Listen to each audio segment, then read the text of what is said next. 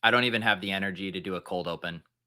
I suffer from a debilitating condition known as atropic shockitis. Peter's one of the greatest depositors I've ever seen. Trust the process. Let's go. Let's go. I got auto matched with Levitan. This is bullshit. If I just go the other way, in that 66, I win all the money. All the money. If I had 150 lineups, I'd win too.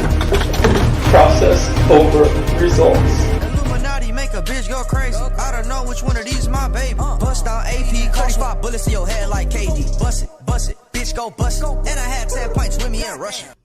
Hey everyone.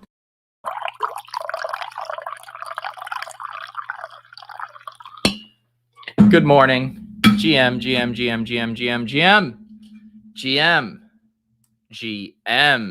How are we doing? How are we doing this morning?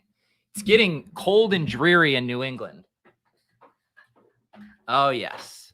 There are raindrops on the windowsill. The only good thing about it is hoodie season. It is nice to wake up, throw on the sweatpants, throw on the hoodie. But a slightly depressing day of football yesterday. We had 0 Cooper Kupp. I don't know how that happened. I really don't. We talked about it on the tilt space. I mean, he was just such an obvious great play, but instead I fell in love with Derrick Henry and Darrell Henderson and decided that I was going to be super smart and play Tyreek Hill. So it was a rough day for me GPP wise. Even in my rough weeks this year, I had been eking out some min cashes. I didn't have any cashes in the 4 spies I played yesterday. We'll review those. I played the 400K spy. I played the double spy. I played the 150K spy and the 100K spy. 0, 0, 0, 0, 0. Then I tilt entered the showdown slate last night. I did a couple 20 max sets, bricked those. And then I thought I had my underdog pick 'em. I thought I had a good sweat. I took the overs on Michael Pittman and Jimmy Garoppolo passing yardage. Michael Pittman got there on like one play in the first quarter. And then it was this Jimmy Garoppolo sweat. He was 14 yards away. They had the ball at the end of the game. And then he threw a pick. So it was just, it was a brutal day. PD picks, GP Pete. Everybody flopped yesterday, but that is how it goes. It did seem like a lot of you, though, had good days. Shout out to Drico. I saw him finishing atop a tournament. Got tagged in some tweets. Saw you guys had some very nice lineups. My ship chasing partner, Pat Carrain, won the spin move yesterday. Had a very nice day. Although Pat Carrain won with a lineup where he burned his flex early, guys. Can you imagine this? Should I just pull this up right now? I mean, it's like you just want to be so happy for your friend. You know, Pat goes full-time fantasy. He's grinding. He's blurbing. He's writing. He's building beautiful, correlated, winning DFS lineups. And then he does this. Jamar Chase in his flex with Cooper Kupp up there in one of the wide receiver spots. I mean, can you imagine? Can you imagine being this good at DFS and then having to ruin it? I can't even applaud him with a straight face. I would rather lose every single one of my DFS contests for eternity than to post a screenshot having burned my flex. This is about morals. This is about process. This isn't about money. This isn't about winning. It's not about playing the best plays. It's not about triple stacking the Rams. No, it is about understanding how important that optionality is. And Pat Carrain dropped the ball. Or should I say Uncle Blue Hen, UNC Blue Hen. I wish I could say congrats, Pat, but I can't. All I can do is look into the camera and say, be better. Be better, okay? Very nice lineup from Pat Carrain there. Loved the Stafford triple. Wish I would have thought of it.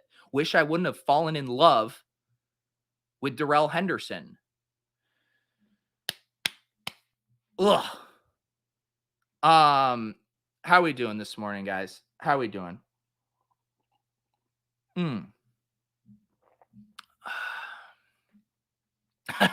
Pat Curran listened to Osimo that swapping was a waste of time anyway.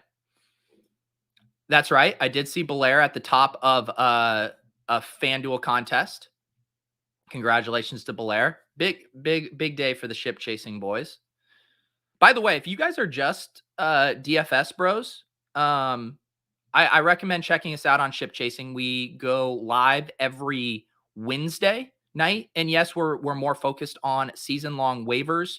But I think there's a lot of nuggets in there that you can apply toward the upcoming DFS slate. And also we have Sam Hoppin, who works for 4 in Betsperts, and he does a show called Stat Chasing on Tuesdays where he breaks down all of the usage from the previous week in a really digestible manner. He has the charts up there.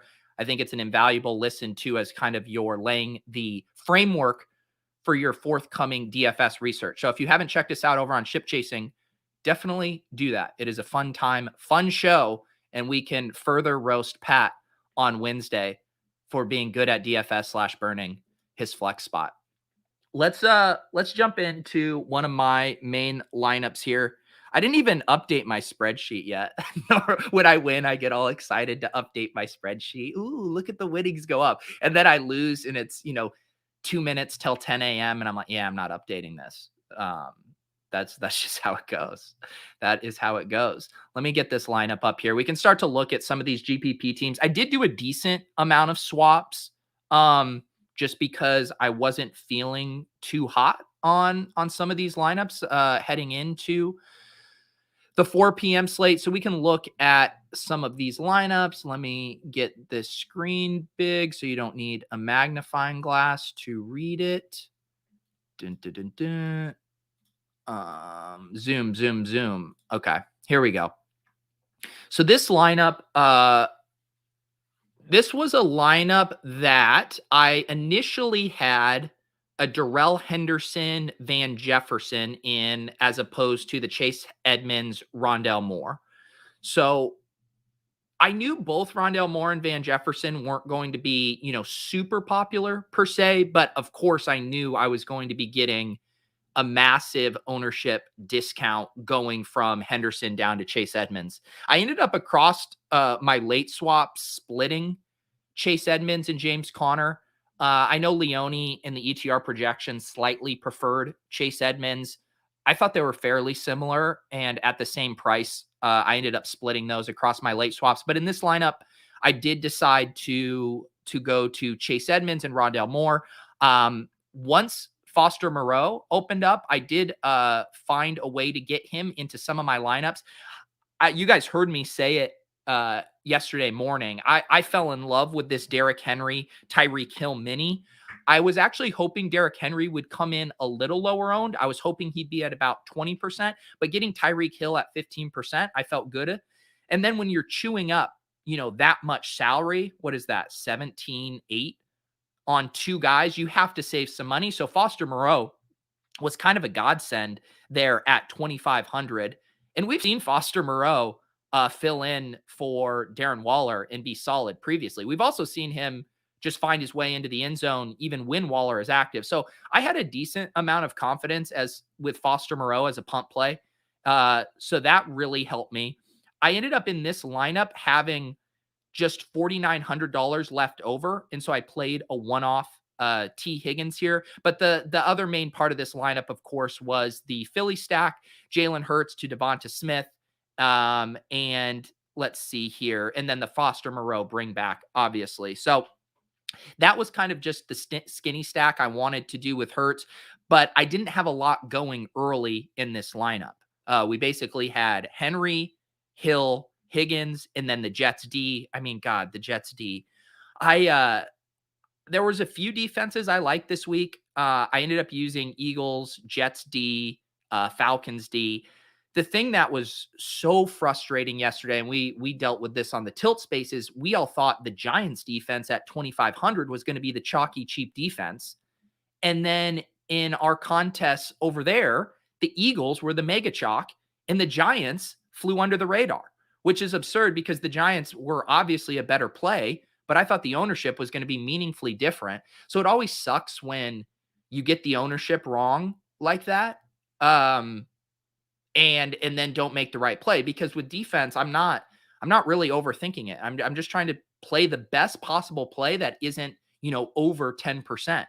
And so to whiff on that Eagles Giants 2v2 like that burns, because the Giants were a total jam if they were sub 5%, like they ended up being in some contests. My only theory was that everyone was trying to do these studs and duds lineups, and those extra $200 in savings going down from the Giants to the Eagles ended up mattering for a lot of people, and everyone just ended up there. But man, that sucks. I mean, the Jets defense here, whatever, it's defense. New England goes nuclear -3. It happens. I mean, how many targets did T. Higgins have yesterday? Did he have 14 targets or whatever? Only 6 catches. So, running a little poor there on his efficiency. But this is just kind of like a classic GPP lineup. I'm pretty happy with most of the exposures here. I think my main stack with Hurts and Smith, that's about where I expected it to be. Edmonds, I thought, was a good pivot considering where I was at. Higgins, I think, a really nice one-off there. I mean, it was the same deal this week looking at the Bengals wide receivers where, Jamar Chase and T. Higgins, I thought they were going to be around 10% each. T. Higgins was the better value at 4,900. Jamar Chase offers the better ceiling, as we saw. But to have T. Higgins at 4.3%, like, completely happy with that. And then Edmonds and Rondale Moore, that's just a pivot. They're going to come in low.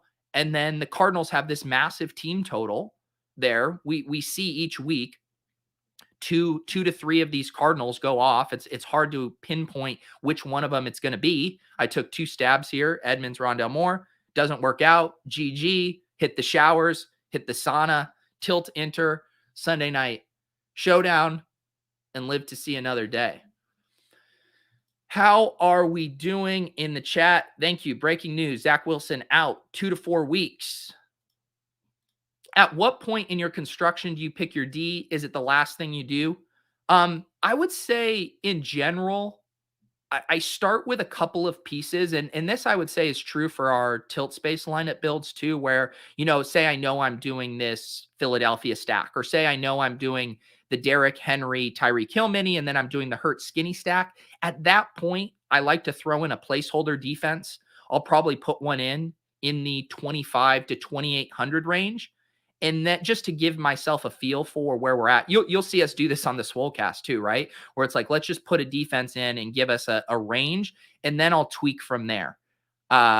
In some weeks, it's been hard with defense where it's like all the top plays are going to be popular or really expensive. And you're just like, what am I supposed to do? This week, I actually thought was a decent week for defenses. I thought Eagles, Jets, Giants. Well, if I would have known, Eagles, Jets, Falcons, Packers, I thought looked good. Raiders looked good. So there were enough options across that spectrum from 2,300 up to what were the Raiders at like 3,000 that I felt comfortable kind of making that work around that. How many mortgages do we take out before we give up on Robbie Anderson? That's a question for Michael Leone. I didn't even have Robbie Anderson in my player pool this week. I get the thesis of the play. He was in the air yards by low model. He gets 10 targets a game and does nothing with them. It does feel like we're heading toward redacted territory there. And we've just seen the Panthers haven't found themselves in any really pace up games lately. The offense is still pretty concentrated around Chuba and DJ Moore. It's just hard when Sam Darnold's not playing well. The games aren't pacing up for those ancillary pieces. And I'm sorry, Leone, for calling Robbie Anderson an ancillary piece, but it's hard for those pieces to have, league or slate winning performances. Shout out to Nick here. Let's see. Was this the spy? Nick took down the spy. There he is. Boom. Let's lift our spirits up here with Nick coming in hot, shipping 100K first place in the SPY. Just congratulations, Nick. Honestly, awesome lineup here. Rocking the underdog avatar, shipping tournaments. That is the way it is done. Let's look at this lineup here. Absolutely love this lineup. And I saw someone giving him some shit, I think, for not doing a proper bring back. I think this was an awesome lineup. Let's go through it here. So we do go with the double tight end with Gesicki and Kelsey. You go with a skinny stack, Tua to Gesicki. You go with Cooper Kupp and Van Jefferson, and then bring it back with DeAndre Swift. You play a one-off Damian Harris, and then you're heading into the late slate because you had Tua, Gesicki, Kelsey, Giants all do well. You're able to let Godwin run. You're allowed to eat the chalk there. Cooper Kupp at 16.2% is just phenomenal. This is a really good lineup. And it's what we're talking about with the Giants D. Like, if I knew the Giants D were going to be 6.4%, this is a smash there. And I saw a lot of the sharp lineups yesterday have the double tight ends. We were looking at Wiggins' lineup on Tilt Space. He had the Gesicki and Kyle Pitts lineup here, the Gesicki and Kelsey. I just think this is a really nice lineup. And you also, I think what was so hard for me yesterday is I never even got on the Swift bring back because I thought he was going to be 15 to 20%. And I think I even mentioned it on the stream yesterday morning where I was like, I don't know. I don't feel good about Swift. And what we had happen was we had the two chalkier running back plays in Derrick Henry and Darrell Henderson. And then we had this kind of tier of the DeAndre Swift, the Leonard Fournette, these guys who are all going to catch what was projected as 15 to 20% ownership. But some of them in these single entry contests really got squeezed ownership wise. And I mean, DeAndre Swift at 7.8% is such a jam here. And we talk about, the number of things you have to get right here. And so maybe Shoebot had to get a few more things right, but he's still fairly concentrated around a couple of things. The Tua stack, he's concentrated around this Los Angeles Rams Detroit game. He plays Damian Harris, who I would have assumed would have even been more contrarian than what he came in at. And then when those pieces hit, this is what we talk about all the time with late swap. Like, you now have the green light to play Chris Godwin and Cooper Kupp. When these pieces hit early like this, you can let those ride. And so I thought this was a really nice lineup here. Even left $200 on the table. Shout out to you. I would have definitely moved up to Falcons D with my extra 200 because I'm a fish. But congratulations to Shoebot on this team. Always enjoy having you in the chat in the underdog streets, and a well-deserved bink here. Just absolutely pulled away from the field. 220.24. Next closest 206.86. Most of these SPY lineups are $100. I have been doing this double SPY lineup, but we can check out here. This is kind of my version of the Tua lineup. And I believe, this is what I had in the double SPY. This was going to end up being one of my more chalkier lineups. And so I did put it in the smallest contest that I played, the 833 entries here for the double SPY. Sometimes talking for 45 minutes straight without taking a breath is exhausting. So I need to tell myself to slow down a few times, take a sip of coffee.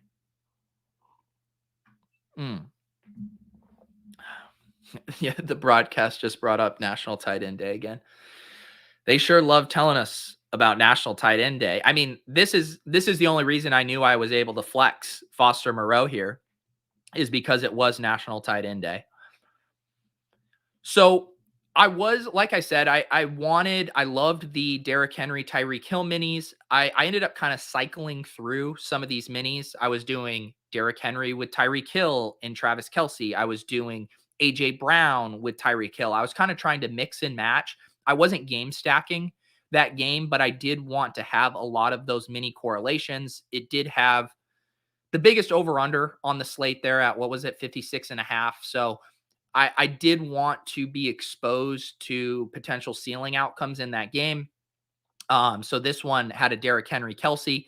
I did do the skinny stack here with Tua, did Tua to Waddle and brought it back with Ridley. Obviously, as we saw too on the tilt space in the 4-4-4, this Tua stack came in much more popular than I thought. And this was a tough one because I probably should have known.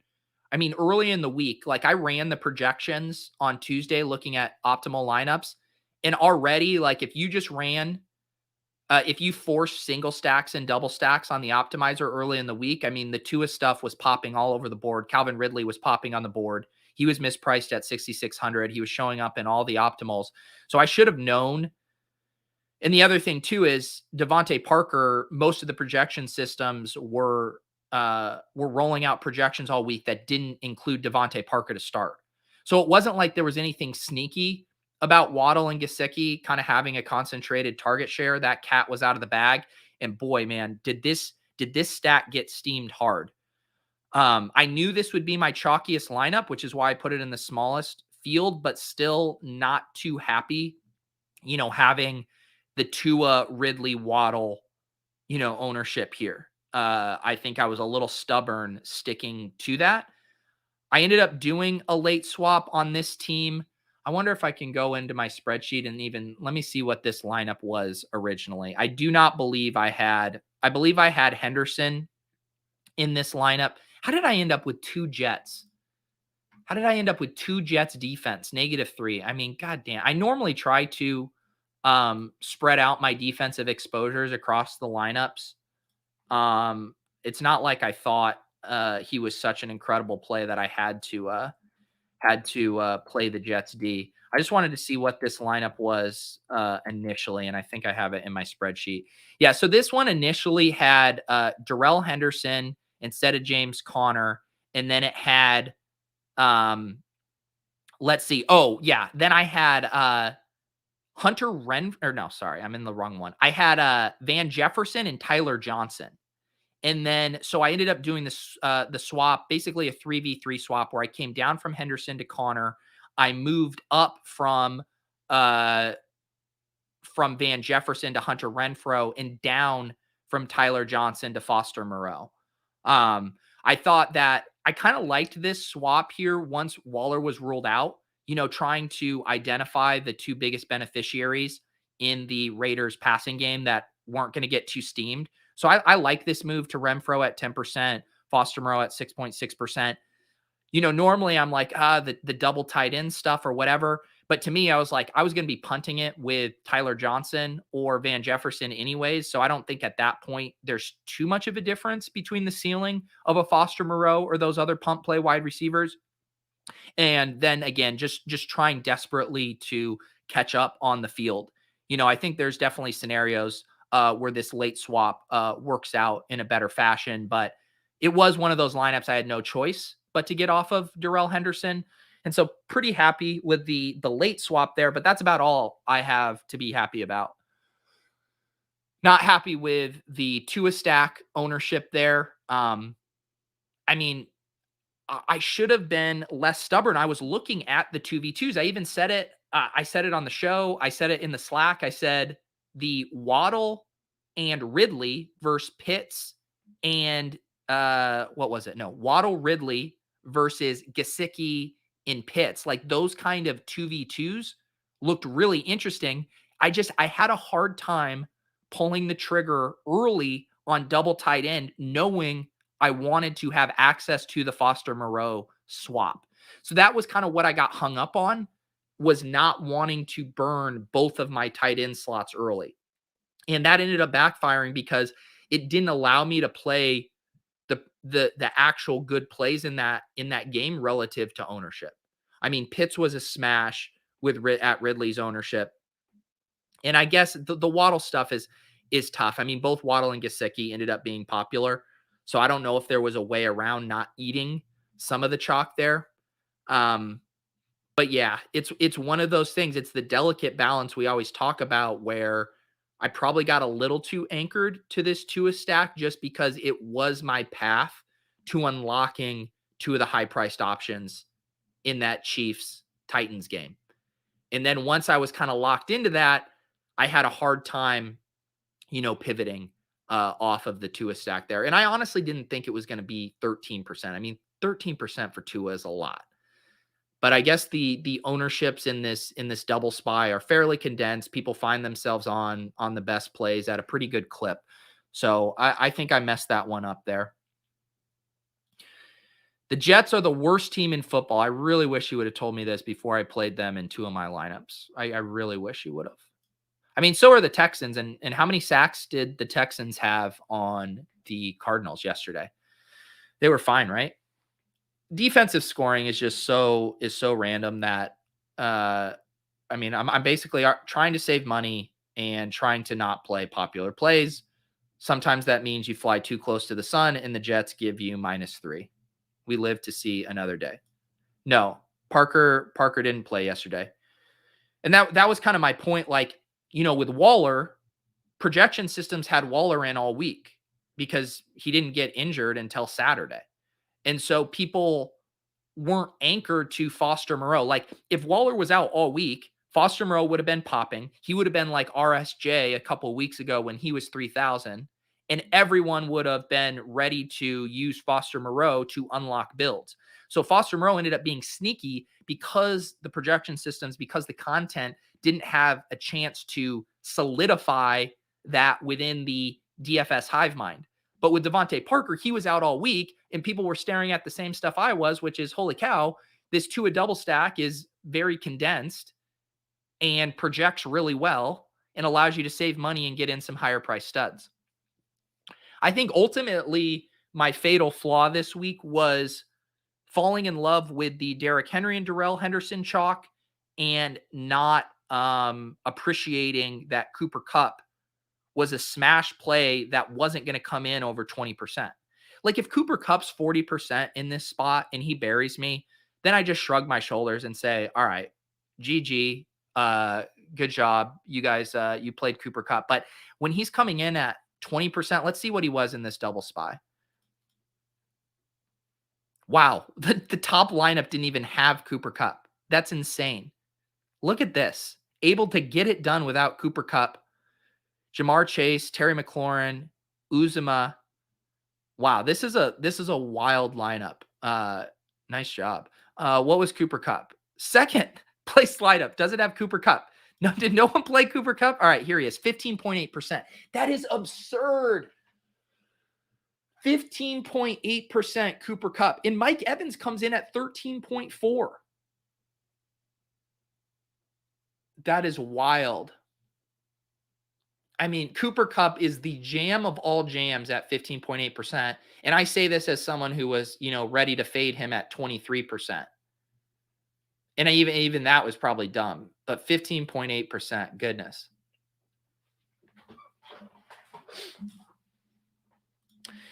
Paul says, did you play any Miles Sanders? I know in hindsight, it's easy to question the play given he left early, but kind of regret playing him as much as I did. He was so cheap though. Yeah, he was another one of those guys that I thought projected well. I didn't think he was a bad play, but he was also projecting for like 15% of ownership. And I'm trying to tab through my lineups. I thought I maybe had him on a lineup, but I did not. I ended up getting in Gaskin. This was my one lineup I cashed in. It's not a spy, so it technically doesn't go in the spreadsheet, but I so desperately needed to pull up one lineup that had any bit of green in it. But yeah, I ended up going with a Myles Gaskin there just because I thought he was a similar play to Miles Sanders. Similar price, similar role in ceiling, I thought. Similar game environment, and then was just going to carry way less ownership. So I didn't think he was a bad play, but I didn't get on Miles Sanders. Let's go over to this other spy. The other quarterback I definitely liked this week was Lamar Jackson. Marquise Brown was our cover boy on the show yesterday. He was popping in Run the Sims all week. He was atop there. As he just set up as a very kind of obvious leverage play with the Rashad Bateman hype. Rashad Bateman ended up being very popular, and I think rightfully so, but it did set up Marquise Brown to be a very solid play. I ended up doing another bring back here with Higgins. It was one of those things where I loved the Marquise Brown and Jamar Chase mini correlation, and I did end up using this in this other spy lineup here. Somehow I have a Tom Brady and a Jamar Chase, Marquise Brown, and Godwin, and still can't even eke out a cash because I suck. But anyways, I like the Jamar Chase, Marquise Brown. We saw that as a staple of winning lineups yesterday, including Pat's that we showed here earlier, that Jamar Chase, Marquise Brown was super nice. But in this one, I didn't have the money and I got stingy and I decided to use T. Higgins, which I don't mind at 5.5% at all. Ended up with the Kelsey and Moreau here again. And this was another team that I pivoted. Let me see what this lineup was initially, because now I'm getting confused. This lineup, okay, here you go, Paul. This lineup did initially have Miles Sanders in it. So I did a 3v3 swap from Miles Sanders, who was the other one, and Tyler Johnson.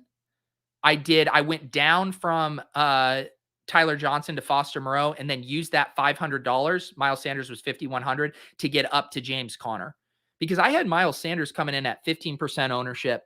And so I knew I didn't have enough of a smash early to just completely eat all that chalk. And I knew I was going to continue to let the Henderson chalk ride. So I made that switch off of Sanders to Connor Moreau. Again, I don't mind that swap at all.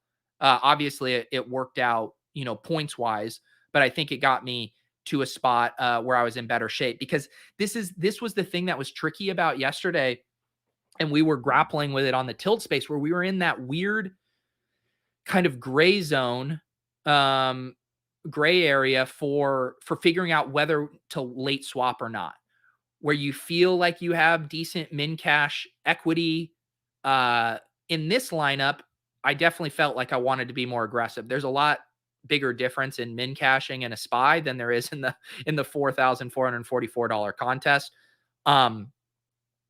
But yeah, this lineup was tricky. In hindsight, I obviously should have gotten off of Henderson because I was more behind and my lead wasn't as safe as I thought it was.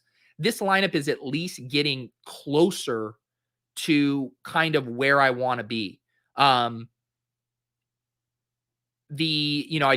mentioned I was cycling through the minis with the Chiefs and the Titans. So this one I had the AJ Brown and Travis Kelsey. Very close in this lineup. The Packers defense was another one of my favorite defensive plays. Get them at 2.3%, 14 points is nice.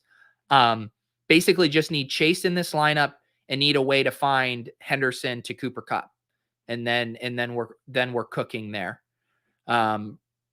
I was never not going to play an AJ Brown without a Chief, probably. So I don't know if there's any way around me not having a Kelsey or a Chief in here. I did mess with some builds where I had Hardman as a mini correlation, but yeah, this one was close. You can see how this one was close. Need Cooper Kupp, need Jamar Chase, but TTP, trust the process. Don't mind it. Let's see here. Oh, I do accept it. I fully accept that Kupp is the new Michael Thomas, and I can't wait to not play him this week when he's more expensive and 40% owned. Then I could be right. God, that's what happens with these plays, is that the price keeps going up, the ownership keeps going up, and they just keep burying you. But yeah, Cooper Kupp is on a different level. Gem City Gridiron, I went with Boyd in my Lamar stack, which was a no-go, finished 216th. Yeah. I've kind of had to rethink, how I feel about Boyd in this offense. We've definitely seen kind of that separation now where Jamar Chase is the alpha ceiling play. T. Higgins, I think we know still has that ceiling, especially when he's underpriced, sub 5,000. I think he's a good value and offers that kind of risk reward profile we want. But Tyler Boyd is just getting squeezed from a target perspective. we know Tyler Boyd is good, but he really relies on volume. And then you toss in CJ Uzomah, soaking up targets, also when you have those big touchdown plays too, it eliminates the kind of drives where Tyler Boyd can actually eat underneath and rack up a nice PPR drive. So CJ Uzomah just ruining our Tyler Boyd love there. So yeah, I didn't end up playing Tyler Boyd, mainly because I think I had Tyler Boyd last week, but him and Higgins were so close in price. There wasn't a huge difference there. What was Boyd, like 4,400, that I was happy to get up to Higgins and try to access what I perceived as a slightly higher ceiling. But yeah, I think it's time to move Boyd down into a different tier as far as how we think about him as a DFS play. Let's check out one of my last SPY lineups, and then we'll hop over and check out the Deposit Kingdom League here. Let's see this question from Joe, because I think this is, what we were all wrestling with yesterday, what I was struggling with. Joe says, I was struggling with when to late swap. I finished 21st in the rake-free contest. Should I have swapped off Henderson, Edmonds, and Godwin, or was it the right play to let it ride? Let's head over there right now then and look at this lineup, since we pulled up this question 21st, and we can start to talk through some of this. Also, just to fill people in, because there still seems to be a little confusion. So there used to be the Deposit Kingdom League on DraftKings, and they capped us at 200. We asked DraftKings, please, pretty please, will you create a rake-free tournament that is bigger so we can get more people in? Smiz hooked us up with the assist. DraftKings is now helping us out. And each week we've been able to make it bigger. First week was 350. Second week was 400. Third week was 425. This week, I am going to request to make it a very nice 469. It has been filling by Friday night. The 425 filled by Friday night. I expect the 469 to fill by Friday night. So the only way, it's a new link each week. It's not like the league where you get the DraftKings notification, because DraftKings is manually creating this contest for us. So the two ways to get it are be in the Deposit Kingdom Discord. The link is down below. I post it in multiple channels. I generally get the link on Tuesday afternoon, Tuesday evening. I'll immediately post it in the announcements. I'll post it in the Run the Sims premium channel, and I'll post it in the NFL DFS channel within the Deposit Kingdom. So if you are in that Discord, you cannot miss it. And then I also will include it in the show notes of my videos. You can find it in the Splash Play show notes. You can find it in the GPP Strategy show notes on Friday, the Showdown Cram show notes, etc. So no excuses if you don't get in the contest. I just laid out exactly how to get in. I do not post it on Twitter. It is just for the Deposit Kings out there. That is the deal. Now let's take a look at this lineup that JK in KC was asking about here. Finishes 21st. I love this lineup here already, because I see that you were smart and got on the Pitts bring back instead of the Ridley. I think that just making that slight pivot from Ridley to Pitts was so sharp. You get in the Jamar Chase, Marquise Brown mini correlation we talked about and loved.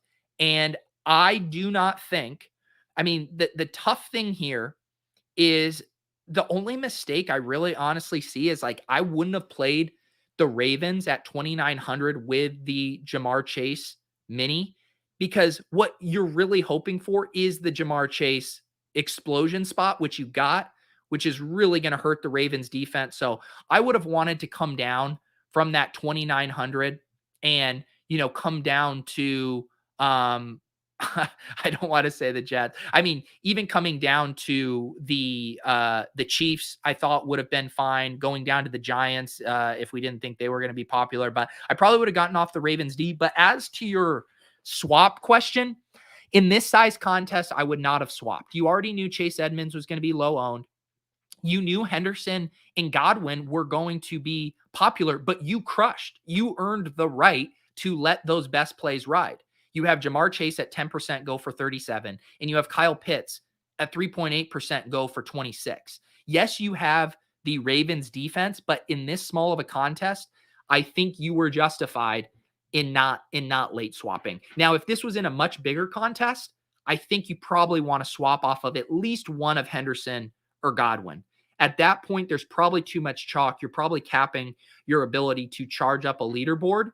But in this contest with 425 people in the smash start with low owned plays, I think you're completely justified in letting that ride.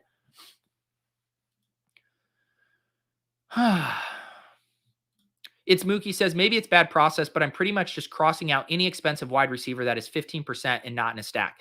So the only thing I'd push back on that is we have to still be slate, specific and slate contextual with these decisions.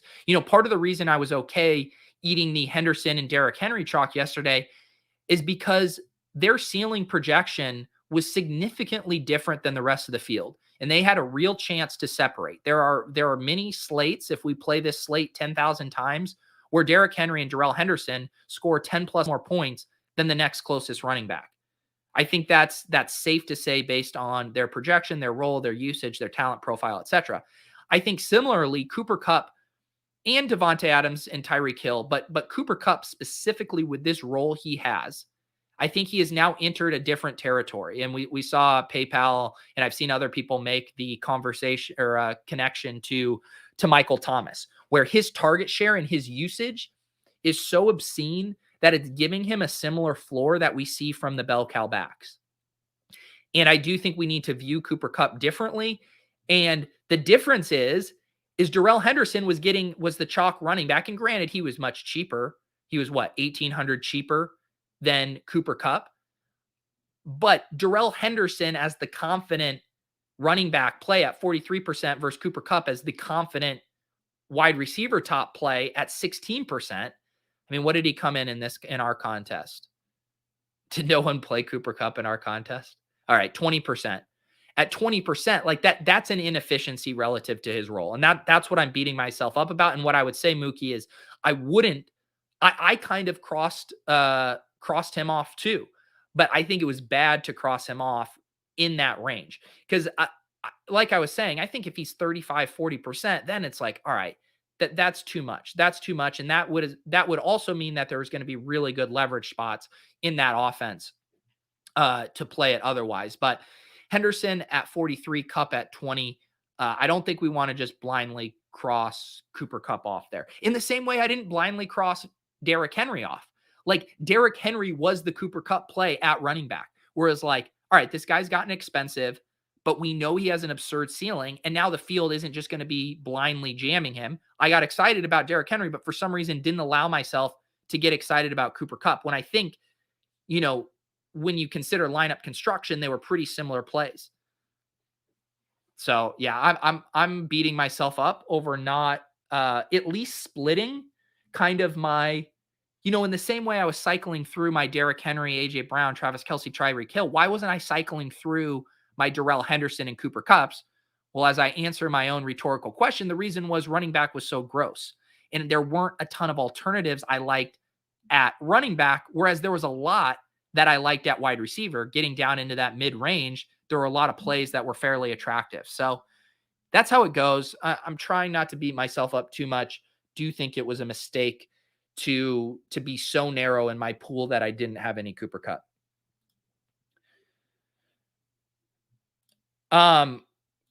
Let's see. We're being a bit results oriented here. I'm not though, because I'm strictly talking about ownership percentage. We already know that Cooper Kupp has an insane role. He's had 10 plus targets in every single game. Like there's no debating that. I'm strictly talking about ownership percentage. When we flip the cards over, that's when we know if it was a mistake or not. It had nothing to do with Cooper Kupp going for 40 points. It has to do with Cooper Kupp coming in at 20% when he had the highest ceiling on the slate.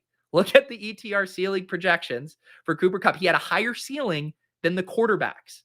Cooper Kupp was a smash play at 20%, and the ownership projections I had him at were around 20%.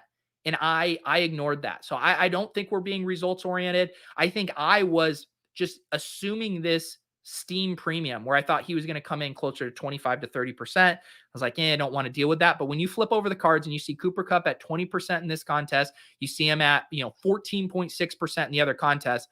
That's not being results oriented. That is not being on an insane play at a really good ownership percentage.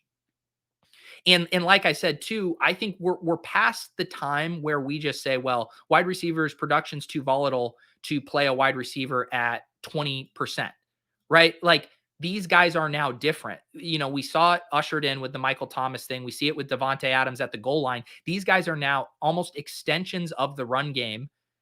And some of these teams pass above expectations so much that I think we need to view a few of them differently than we traditionally view wide receivers. If we want to still view Tyreek Hill as this, boom bust, highly volatile play, I think that's fine. But Cooper Kupp, dare I say, is now built different. So I do think it was a mistake on Cooper Kupp. Let's see here. Let's check out some of the other Deposit Kingdom lineups here. Nick Vogel has a Tom Brady. Look at you guys all on this Jamar Chase, Marquise Brown mini stack. Too sharp. You do the Tom Brady to Chris Godwin and Mike Evans, the premium double. I believe this is what Drico had in his nice lineup as well. Doing no bring back there, which we talked about this week with all the big implied totals and not a lot of attractive pieces on the Browns, on the Texans. I think it was perfectly viable not to bring this back here. You eat the Darrell Henderson chalk, and similar kind of thing to that other late swap scenario we're looking at. You see here, Nick has the Marquise Brown, Jamar Chase go off. He has Damian Harris go off, and then he knows that Mike Evans is going to not be, super chalky. And I think it's completely fine to let Darrell Henderson ride in this lineup, as with Chris Godwin, who is clearly a focal point of this double stack. I didn't want to play Cardinals D. We joked. I said Cardinals D was the worst play on the slate because they were going to come in 30 to 35% in small field.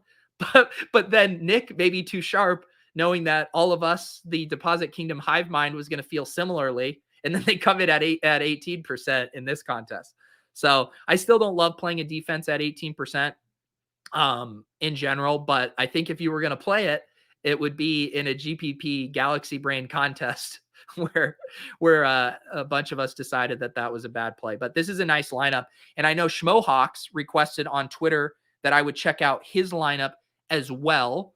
Has a Lamar Jackson to Bateman. He ignored us on the Marquise Brown play, but he did do a double bring back with Joe Mixon and Jamar Chase. That looks nice. He jammed both of the Rams' top plays, Darrell Henderson, Cooper Kupp, brought it back with DeAndre Swift, and did a Foster Moreau punt play there, Giants D. I mean, this is just a really nice lineup. This is kind of, I think, is one of those lineups that I don't play a lot in the bigger SPY contest, but I think is perfectly viable in these smaller field contests. We saw Karane's, Matthew Stafford triple. And we talk about what is the thing, just eliminating the number of things you have to get right. I mean, this is basically 2 games, right? I mean, this is 2 games other than a Foster Moreau punt play in Giants D.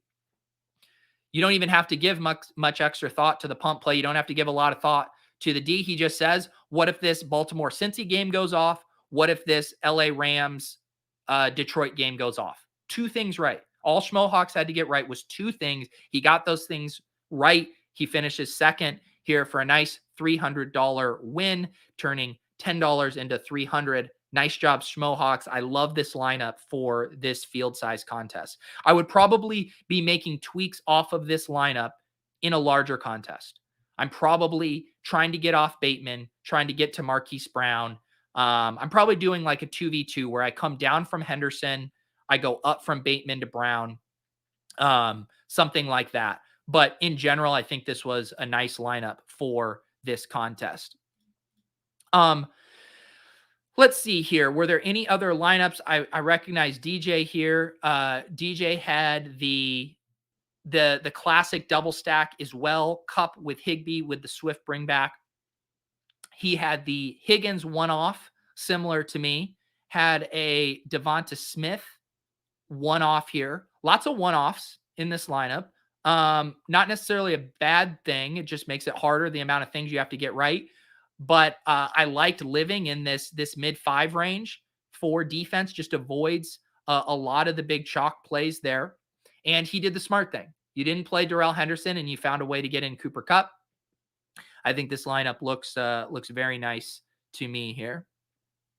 Yeah, it is so funny. Of course, we get Foster Moreau at let's see here. So he's at 14% here. What was he at in some of my other stuff? Let me go to one of my lineups where I used him. Foster Moreau, 6.6%. So that's what happens. You guys are too sharp. Ownership almost more than double in the Deposit Kingdom GPP. It is very fun to look at the ownership discrepancies. Someone needs to make a spreadsheet because, people will look at, okay, what's the difference between the Millie Maker ownership and the SPY or even the slant? And you see pretty big differences just based on the quality of player. Someone needs to make a third column in their spreadsheet and export the Deposit Kingdom ownership percentages. That would be very funny to see which guys are getting steamed and faded more so than in the other contests here. It's true. Frederick says, Pete streams have created a collective unconscious galaxy brain affecting ownership. This sounds like, what was it when Gwyneth Paltrow called her divorce a conscious uncoupling? A collective unconscious galaxy brain. It is true. It is true. We're sick. But I kind of like it. We sharpen our swords over here in the battlegrounds of the Deposit Kingdom, and then we head off to our spies and our spin moves and our 4-4-4-4s, and we try to take advantage of the sheep, those without the lion mentality, willing to galaxy brain their DFS rosters. As we wrap up here, this was one of my final lineups here. This was one of those where I was like, all right, I have my core. I want to get a little funky around one of my builds here. And of course, my best lineup on the day ended up being my most galaxy brain lineup. Once I knew that Foster Moreau was opening up there, got to this Derek Carr double stack with Renfro and Moreau, bring it back with Devonta Smith. Very happy, obviously, with these ownerships. Living down here in that 5,000 range, avoiding the chalk. And then, of course, I did have one Cooper Kupp here. There I was beating myself up so much, and I did forget that I did have one Cooper Kupp lineup. I redeemed myself. This is how hard we are on each other. I could have sworn I had no Cooper Kupp. I literally pulled this up right now and forgot that I had Cooper Kupp in a lineup. Trust the process. I'm not a complete donkey. I am not a complete donkey here. I love to see it. So let's see. The other thing though, I did have a one-off Tyreek Hill. This is what I was thinking through when I galaxy brained this as my one thing here is like, I have the Tyreek Hill with all the Derrick Henry. What if the combination you need is actually two of the ceiling wide receivers, Tyreek Hill and Cooper Kupp, which was a good thesis, I think here. And this is why I tossed it into this bigger red zone contest relative to some of the smaller spies. But you see here again, this is why I need to force myself to continue to be a little more contrarian, because this lineup barely gets anything right, and it still finds a way to cash because I did find myself onto an 18.8% Cooper Kupp, played a contrarian defense, used the Foster Moreau to unlock the double elite wide receivers, two contrarian running backs. Definitely my best lineup there. Nika asks here, how many lineups do you usually make? I'm normally making 3 to 4 of my core lineups. And then because DraftKings knows how to get me registering for more contests as I chase crowns, I will normally make a few Galaxy Brain lineups that are kind of pivots off of my core. So it was like, all right, I'm playing a lot of Jalen Hurts double stacks or Jalen Hurts skinny stacks with a bring back on Oakland. Let's make one that's actually the Oakland double stack. So similar core, just a little bit more off the radar. So I'm making 4 to 5 lineups on my own. And then with Tilt Space, we're making, 2 to 3 lineups as well. So that's kind of where I'm at. That's where I feel most comfortable. I will even say, even that, I was getting a little frazzled as far as once I knew kind of the Foster Moreau stuff was opening up, I started messing with my stuff a little bit, but ultimately it was a good late swap slate So I felt comfortable having more teams. I thought I would have a lot of flexibility late with kind of the Tyler Johnson, Van Jefferson, Foster Moreau stuff.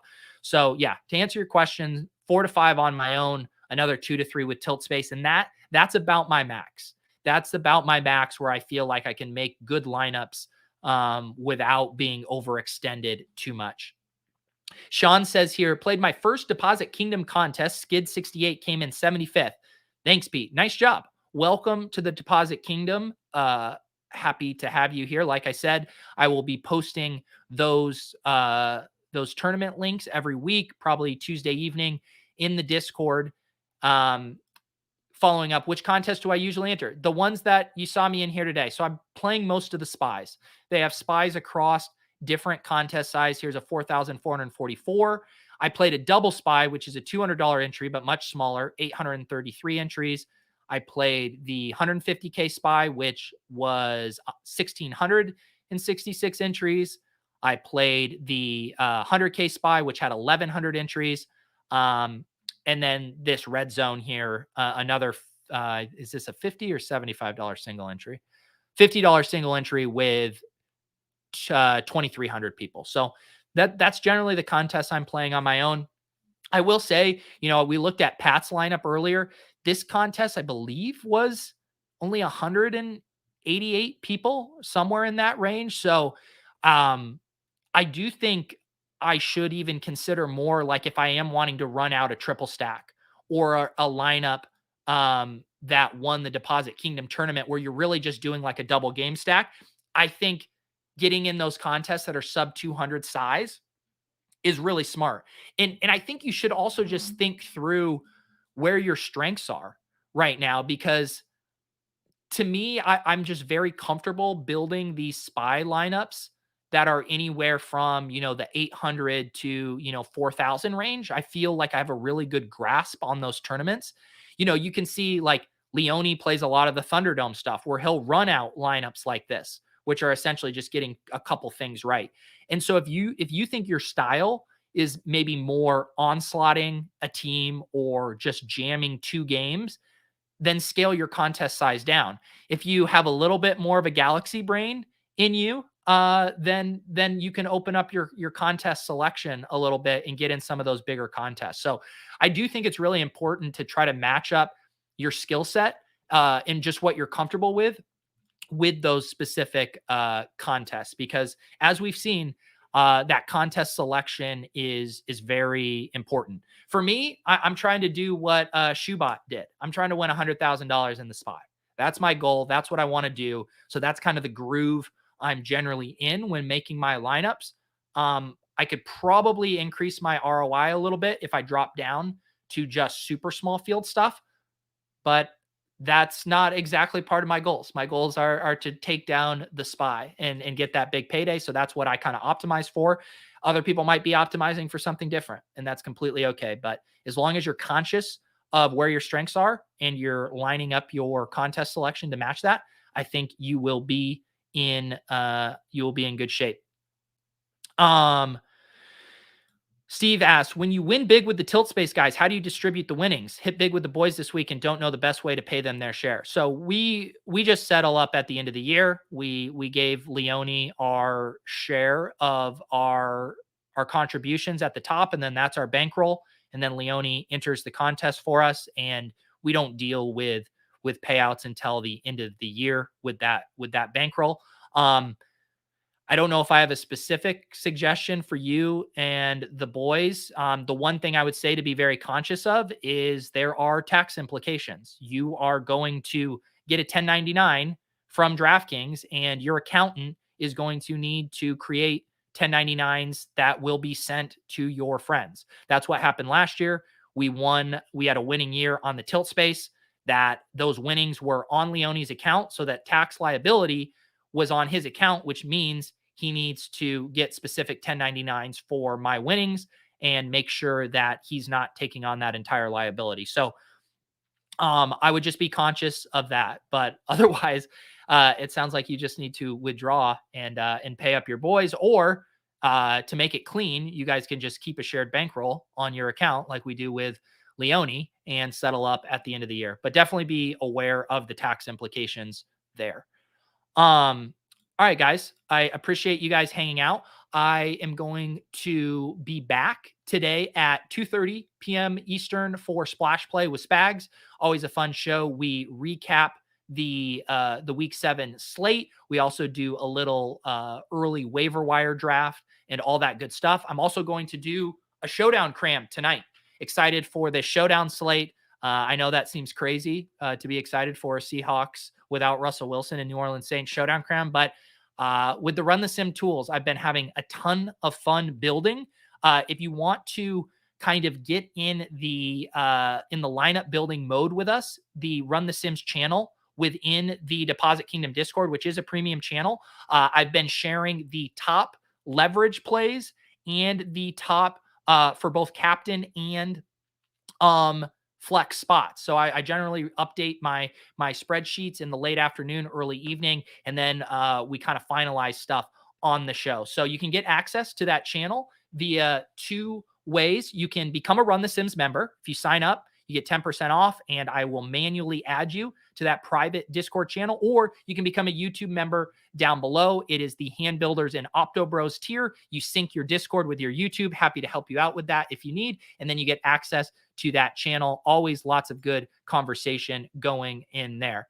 And thank you, Mookie. Yes, the leverage plays have been very nice. We've been doing good. The Sims have been pointing us in the right direction. I didn't do a showdown cram yesterday, but Michael Pittman was the best leverage captain yesterday. I shared that in the Discord, and Michael Pittman did well. So yes, trust the Sims, and we've been doing a good job of kind of identifying those top leverage plays, and then we just have to hope to get lucky and get the right pieces around that. So appreciate you guys.